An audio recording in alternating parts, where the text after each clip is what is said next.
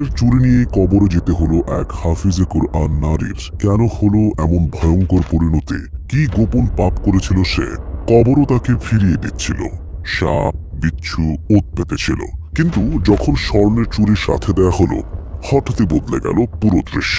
কেন এমন শাস্তি এলো এক হাফিজে কুরআন নেককার স্ত্রীর উপর? শুনলে চমকে যাবেন আপনিও। শেষ পর্যন্ত সাথে থেকে জানুন এই ভয়ঙ্কর শাস্তির কারণ। আব্দুল গফুর নামক এক ব্যক্তির ঘটনা। সরাসরি মসজিদের ইমাম সাহেবের মুখ থেকে আপনাদেরকে শোনাবো। ইমাম সাহেব বলেন, মসজিদে মাত্র আসরের নামাজ শেষ হলো। অনেক গরম পড়েছিল। বাড়ির বাইরে পা দিতেও মনে যাচ্ছিল না। মসজিদে আসরের নামাজে আসার লোকের সংখ্যাও খুবই কম ছিল। নামাজের পর যখন সবাই বাড়ি ফিরে যাচ্ছিল, আমি মসজিদের এক কোণে ফ্যান ছেড়ে শুয়ে পড়লাম। ভাবলাম একটু বিশ্রাম নেওয়া যাক। হঠাৎই এলাকার একজন লোক আমার কাছে এলো। তার নাম আব্দুল গফুর এবং গভীর দুঃখ প্রকাশ করে বলল, মৌলভী সাহেব, আমার স্ত্রী ইন্তেকাল করেছেন, তার জানাজা পড়াতে হবে। আপনি জানাজা পড়িয়ে দেবেন কি? আমি তার কথা শুনে প্রথমে তাকে সান্ত্বনা দিলাম এবং বললাম, তোমার স্ত্রীর এমন আকস্মিক মৃত্যুর জন্য আমি সত্যি দুঃখিত। আল্লাহ তাকে মাফ করুন। জানাজার সময় কি ঠিক করা হয়েছে? সে বলল, মাগরিবের নামাজের পরে জানাজার ইচ্ছা আছে এবং আমি চাই আপনি নিজেই জানাজা পড়াবেন। আব্দুল গফুরের কথা শুনে আমি তার কাঁধে হাত রাখলাম। তাকে সান্ত্বনা দিয়ে বললাম, তুমি চিন্তা করো না, আমি জানাজা পড়িয়ে দিব। এর মধ্যেই মসজিদে মক্তব পড়তে শিশুরা আসতে শুরু করলো। আব্দুল গফুর বাড়ি ফিরে গেল। আমি তার স্ত্রীর মৃত্যু নিয়ে গভীর দুঃখ অনুভব করলাম, কারণ আব্দুল গফুরের বয়স মাত্র 30 ছুঁই ছুঁই আর তার স্ত্রী প্রায় 23 থেকে 25 বছর বয়সী হবে। তাদের দুই ছোট ছোট সন্তান ছিল। আমি শিশুদের জন্য দুঃখ করলাম, কারণ তাদের মা এত কম বয়সে ছেড়ে চলে গেল। আমি পড়তে আসা শিশুদের দ্রুত ছুটি দিয়ে দিলাম। মাগরিবের নামাজ শেষে আমি মসজিদ থেকে বের হয়ে এক ছেলেকে মসজিদে রেখে দিলাম এবং বললাম, তুমি এখানে কিছুক্ষণ বসো, আমি একটি জানাজা পড়িয়ে আসছি। আমার এলাকায় একটি কবরস্থান ছিল। তার বাইরে জানাজার স্থান তৈরি করা হয়েছিল। আমি যখন সেখানে পৌঁছালাম, অনেক লোক সেখানে উপস্থিত ছিল।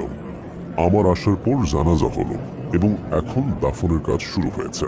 কিছু লোক জানাজা পড়ে চলে গেল, আবার কিছু ঘনিষ্ঠ ব্যক্তি আব্দুল গফুরের সাথে কবরস্থানেই অবস্থান করলো।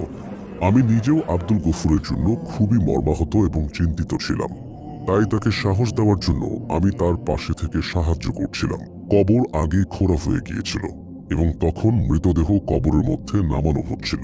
কিন্তু যে সময় মৃতদেহ কবরের মধ্যে নামানো হচ্ছিল, হঠাৎ কবর সংকীর্ণ হয়ে পড়ল এবং কবরের ভেতর থেকে অদ্ভুত আওয়াজ আসতে লাগলো। আর কবরের ভেতরে অনেক ভয়ঙ্কর সাপ, বিচ্ছু দেখা যাচ্ছিল। এরা মৃতদেহকে কামড়ানোর জন্য ওঁত পেতেছিল। এই অবস্থা দেখে উপস্থিত মানুষজন ভীত এবং আতঙ্কিত হয়ে পড়ল। অনেকেই আস্তাগফিরুল্লাহ বলতে বলতে পালিয়ে গেল। আর আব্দুল গফুর হতাশ চোখে একবার মৃতদেহের দিকে, আরেকবার কবরের দিকে তাকাচ্ছিল। সে ভীষণ চিন্তায় পড়ে গেল। আমি নিজেও হতবাক ও চিন্তিত হলাম। আজ পর্যন্ত এরকম কোনো ঘটনা আমার চোখের সামনে ঘটেনি। তখন অন্ধকার নেমে এসেছে এবং কবরস্থানের পরিবেশ খুবই নীরব হয়ে উঠেছিল। আমার পশমগুলো দাঁড়িয়ে গিয়েছিল। তবুও আমি দোয়া পড়তে থাকলাম এবং ধৈর্য ধরে দাঁড়িয়ে রইলাম। এখন আব্দুল গফুর ভীষণ চিন্তিত হয়ে বলতে লাগলো, এমন কেন হলো? এমনকি গোর খদকও সেখানে থাকতে চাচ্ছিল না। সে যাওয়ার জন্য পিড়াপিড়ি করছিল, কিন্তু আমি এবং আব্দুল গফুর তার কাছে অনুনয় করলাম যেন সে আরেকটি কবর খুঁড়ে দেয়, যাতে মৃতদেহ সেখানে দাফন করা যায়। ততক্ষণে সবাই চলে গিয়েছিল। কেবল আব্দুল গফুর, আমি এবং গোরখদক বাকি ছিল। তখন গোরখদক ভয় পাচ্ছিল, তাই প্রথমে সে অনীহা প্রকাশ করলো, কিন্তু আমাদের অনুরোধে সে রাজি হলো এবং দ্বিতীয় কবর খোঁড়া শুরু করলো। ওই কবর খুঁড়ে নেওয়ার পর সে আমাদের মৃতদেহ নিয়ে আসতে বলল এবং নিজে এক পাশে চলে গেল। আমি ও আব্দুল গফুর মৃতদেহ নিয়ে দ্বিতীয় কবরের কাছে গিয়ে মৃতদেহ নামানোর চেষ্টা করলাম। কিন্তু একে ওই কবরেও হঠাৎ করে অনেক সাপ বিচ্ছু দেখা গেল এবং কবর থেকে ভয়াবহ চিৎকারের আওয়াজ আসতে শুরু করলো। গোরখদক এই দৃশ্য দেখে ভয় পেয়ে সাথে সাথে কবরস্থান থেকে পালিয়ে গেল। তখন কবরস্থানে শুধু আমি এবং আব্দুল গফুর রয়ে গেলাম। আব্দুল গফুরের চোখে জল, মুখে ভয় এবং ঠোঁট কম্পমান ছিল। তখন সে বলল, মৌলভী সাহেব, এটা কি ঘটনা? যখন আমার স্ত্রীকে দাফন করতে যাব, তখনই কেন কবর এত সংকীর্ণ হয়ে যাচ্ছে? সাপ বিচ্ছু কেন আসছে? কারণ কি বলুন তো? আব্দুল গফুরের কাতর কণ্ঠ শুনে আমি তাকে সাহস দিয়ে বললাম, আসো, আমরা আবার চেষ্টা করি এবং একসাথে তাকে দাফন করি। আমি আশা করি এবার এমন কোনো ঘটনা ঘটবে না। কিন্তু এবারও ঠিক আগের মতোই ঘটনা ঘটল। কবর তার মৃত স্ত্রীকে গ্রহণ করল না। আমার শরীর ঘামে ভিজে গেল।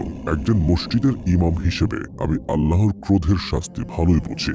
এটা যে আল্লাহর পক্ষ থেকে একটি ভীতিকর সতর্কবার্তা তা আমি নিশ্চিত হয়ে গিয়েছিলাম। এটা পরিষ্কার ছিল যে তার স্ত্রী এমন কোনো গুনাহে লিপ্ত ছিল যার জন্য এই কঠোর আযাব তার উপর নেমে এসেছে। সে মৃত হলেও তার দেহ কবর বারবার প্রত্যাখ্যান করছে। আমি তখন আব্দুল গফুরকে জিজ্ঞাসা করলাম, তোমার স্ত্রী কি এমন কিছু করেছিল, এমন কোনো গুনাহ যার কারণে তার এই পরিণতি?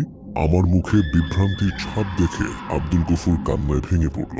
কাঁদতে কাঁদতে বলল, মৌলভী সাহেব, আমার স্ত্রী নার্গিস জীবনে একটি ভুল করেছিল এবং সম্ভবত আজকের এই শাস্তি সেই ভুলেরই ফল। তার কণ্ঠে হতাশা আর গভীর বেদনার ছায়া। আমি তার কাঁধে হাত রেখে শান্ত করে বললাম, সাহস রাখো আব্দুল গফুর, আমাকে সব খুলে বলো। যতক্ষণ না তুমি সত্য বলবে ততক্ষণ আমরা তাকে দাফন করতে পারবো না। দেখো, সবাই চলে গেছে, চারপাশে অন্ধকার ঘনিয়ে আসছে আর ঈশার নামাজের সময় হয়ে গেছে। তুমি এখনই আমাকে আসল ঘটনা বলো, যাতে আমরা তাকে দাফন করে এখান থেকে ফিরে যেতে পারি। আব্দুল গফুর বুঝতে পারছিল ঘটনাটি কতটা গুরুতর এবং ভয়ঙ্কর। অবশেষে এক দীর্ঘশ্বাস ফেলে বলল, মৌলভী সাহেব, এটা 6 বছর আগের কথা। তখন আমি আর আমার স্ত্রী অন্য এক এলাকায় থাকতাম। আমরা খুব সুখে ছিলাম। আমাদের বিয়ের তখন মাত্র 3 বছর। আমাদের একটি ছেলে ছিল। আমি একটি ভালো চাকরি করতাম। আমার উপার্জন দিয়ে আমরা 3 জন মিলে সংসার চালাতাম। কিন্তু আমার স্ত্রীর গহনা এবং সাজসজ্জার প্রতি প্রবল আগ্রহ ছিল। সে নতুন নতুন পোশাক কেনার প্রতি আকৃষ্ট ছিল। যখনই সে ভালো সাজসজ্জায় কোনো মহিলাকে দেখত, তার অন্তরে হিংসা জাগত। প্রায়ই আমাকে বলতো, আব্দুল, তুমি চাকরির পাশাপাশি অন্য কোনো ব্যবসা করো, শুধু চাকরিতে আছো কেন? আমরা কতদিন এমন অভাবের সংসার চালাবো? আমারও ইচ্ছা হয় কত কিছু করার। আমি তাকে সান্ত্বনা দিয়ে বলতাম, চিন্তা করো না, আমি শীঘ্রই প্রমোশন পাবো, বেতন বাড়বে, তখন আমাদের অনেক সমস্যা মিটে যাবে। কিন্তু সে বলতো, শুধু বেতন বাড়লেই হবে না, কত আর বাড়বে? তোমার অমুক বন্ধু আগে এখানে সাধারণ চাকরি করত, তারপর দুবাই গেল, এখন তার ঘরে টাকা ঝরছে। তার স্ত্রী গহনা পরে সেজে গুজে থাকে, তাদের সন্তান শহরের নামি দামি স্কুলে পড়ে, আর বাড়িতে প্রতিদিনই রেস্টুরেন্ট থেকে চাইনিজ খাবার আসে। তুমিও এমন কিছু করো। আমার স্ত্রী লোভে পড়ে এসব বলতো, আর আমি প্রতিদিন তার কথা শুনে বিরক্ত হয়ে ভাবতে লাগলাম যে আমাকে ওদের সুখের জন্য বিদেশে চলে যেতে হবে। তাই আমি আমার সঞ্চিত টাকা বন্ধুদের পরামর্শে একজন এজেন্টকে দিলাম। কিন্তু সে এজেন্ট প্রতারণা করে আমার টাকা খেয়ে উধাও হয়ে গেল। আমি চাকরি ছেড়ে দিয়েছিলাম, আর কোনো কাজও ছিল না, সঞ্চিত টাকাও সব হারিয়েছে। আমাদের সংসারের পরিস্থিতি খারাপ হতে শুরু করলো। এখন নার্গিস দিন রাত আমাকে দোষ দিত, আর আমি তার সঙ্গে ঝগড়া করতাম। বলতাম, তুমি আমার সঙ্গে কাজটা ভালো করনি। আগে আমাদের জীবন ভালোই যাচ্ছিল, এখন 2 বেলা খাবার জোটাতে কষ্ট হচ্ছে, কিন্তু তোমার লোভে সব শেষ হয়ে গেছে। বাধ্য হয়ে আমি যে কোনো ছোটখাটো কাজ পেলে করতাম। কিন্তু আগে যেরকম শান্তি ছিল, এখন আর সেটা নেই। ঘরেও শান্তি নেই। নার্গিস সংসারের অবস্থা দেখে এক বাড়ির কাজের বুয়া হলো। সেখানে 2 জন স্বামী স্ত্রী থাকতো। তাদের কোনো সন্তান ছিল না। ওই মহিলার কোনো সমস্যা ছিল, হয়তো অসুস্থ ছিল, তাই সে প্রায় বিছানায় পড়ে থাকতো। নার্গিস তাকে দেখাশোনা করত এবং পাশাপাশি বাড়ির কাজ করত। এখান থেকে সে ভালো আয় করত। নার্গিস প্রায় বাড়ি এসে তাদের গল্প বলতো, যেমন আজ সাহেব তার স্ত্রীর জন্য 3000 টাকার স্যুট কিনেছে। আবার কখনো বলতো, আজ সাহেব তার স্ত্রীকে স্বর্ণের আংটি উপহার দিয়েছে। আমি অবাক হয়ে তার কথা শুনতাম, কারণ ওই মহিলা তো অসুস্থ ছিল, আর সাহেবের কাজও ভালো ছিল, সে ব্যবসা করত। নার্গিস বলতো, যখনই আমি মহিলাকে দেখি আমার হিংসা হয়। তার 2 হাতে সোনার চুড়ি, গলায় চেন, কানে দুল, হাতে 2-3টে আংটি, সব স্বর্ণের। আর এদিকে আমার কাছে তো একটি আংটিও নেই। নার্গিস হাসি দিয়ে এসব বলতো। সে মোটেই কৃতজ্ঞ ছিল না। আমি আক্ষেপ নিয়ে অবস্থা দেখতাম। আমাদের দিন মোটামুটি ভাবে কাটছিল, কিন্তু আগে যা ছিল এখন আর তা নেই। আমার আর নার্গিসের মধ্যে দূরত্ব তৈরি হতে লাগলো। আমরা দুজন একে অপরের থেকে একটু দূরে থাকার চেষ্টা করতাম, কারণ পরিস্থিতি বদলানোর পেছনে আমি নার্গিসকে দোষী মনে করতাম এবং নার্গিস আমাকে দোষী মনে করত। কটা দিন যেতে না যেতেই একদিন নার্গিসের মালিকের সেই স্ত্রী মারা গেলেন। তার মৃত্যুর খবর আমাদেরকে গভীর দুঃখে ফেলে দেয়। তখন নার্গিস তার খুব কাছের মানুষ হিসেবে সে বাড়িতে উপস্থিত ছিল, আর তার স্বামী তখন কাজে ছিলেন। নার্গিসই তাকে তার স্ত্রীর মৃত্যুর খবর দেয় এবং তারপর থেকেই নার্গিস তার পাশে থেকে তাকে সান্ত্বনা দিচ্ছিল। নার্গিস নিজেও খুব কষ্টে ছিল, কারণ তার কাজ বন্ধ হয়ে যাবে। আমি তাকে সাহস জোগাতাম আর বলতাম, চিন্তা করো না, আল্লাহ তোমার জন্য অন্য কোনো রাস্তা খুলে দেবেন। কিন্তু আমি জানতাম না নার্গিসের সমস্যার পেছনে অন্য কোনো কারণও আছে। যখন সে কারণটি আমার জানা গেল, আমি নিজেও খুব রেগে গিয়েছিলাম।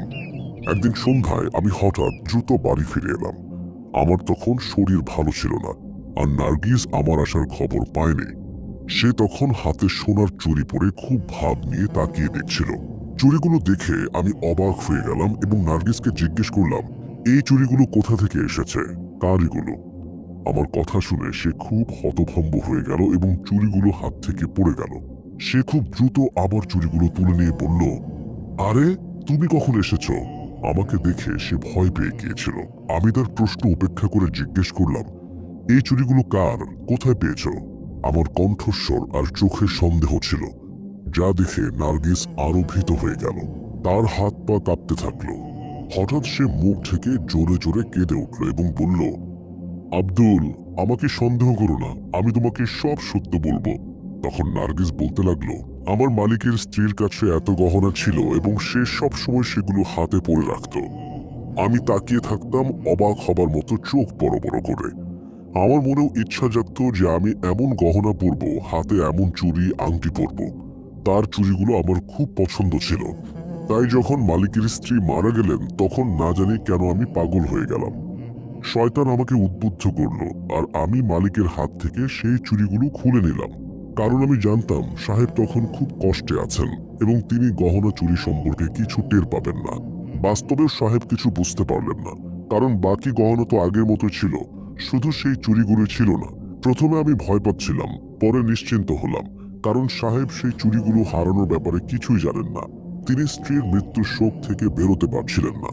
কিন্তু আমি যখন থেকে এই চুড়িগুলো বাড়িতে নিয়ে এসেছি, বুঝতে পারছি না কেন একবারও আমি এগুলো হাতে পরে দেখতে পারিনি। আমি যখন এগুলো হাতে পরি, অজান্তেই সেই মহিলার মুখ আমার সামনে ভেসে ওঠে, আর তার হাতে পরা চুড়িগুলো আমার চোখের সামনে আসতে থাকে। আমি ভয় পেয়ে এগুলো ফেরত দিই। প্রতি রাতে স্বপ্নে মহিলা আমাকে দেখা দেয় এবং সে আমাকে প্রশ্ন করে, নার্গিস, তুমি আমার সঙ্গে কি করেছ? তুমি মৃত এক নারীর সঙ্গে বিশ্বাসঘাতকতা করেছ, তোমার মালিকের সঙ্গে ধোঁকাবাজি করেছ। এটা সে প্রতিদিন আমাকে বলে, আর আমি ভয়ে জেগে উঠি। আমি খুব দুশ্চিন্তাগ্রস্ত হয়ে পড়েছি। আমি নার্গিসের কাঁধে হাত রেখে তাকে সাহস দিয়ে বুঝিয়ে বললাম, সেখানকার সমস্ত ঘটনার সাহেবকে বলো, সে তোমাকে মাফ করে দেবে। কিন্তু সে ভয়ে কাঁপতে কাঁপতে বলল, না না আব্দুল, আমি তা করতে পারবো না। কারণ যদি আমি তা করি, সাহেব আমাকে জেলে ভরবেন।